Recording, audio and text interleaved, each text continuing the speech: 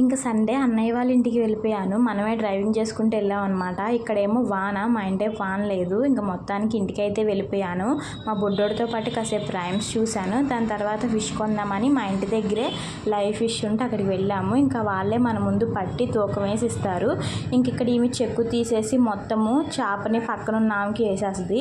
అక్కడి నుంచి ఇసిరితే ఇక్కడికి వచ్చి పడింది అనమాట మా చేప. ఇంక ఇక్కడే కడిగించేసి ముక్కలు చేపించేసాము.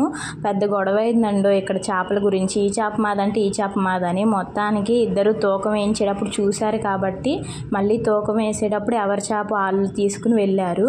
మేము తీసుకున్న చేప పేరు వచ్చేసి రాగండి చేప అంట. కొంచెం ముళ్ళులుంటే ఎక్కువ ఉండవన్నాడు. దాని తర్వాత పక్కనే ఉన్న కొబ్బరి బొండాల షాప్కి వచ్చి కొబ్బరి నీళ్ళు తీసుకున్నాం. ఇంకా కొబ్బరికాయలు ఇలా తీసి ఇవ్వమన్నాం. భలే ఉంటుంది కదా లేతగా.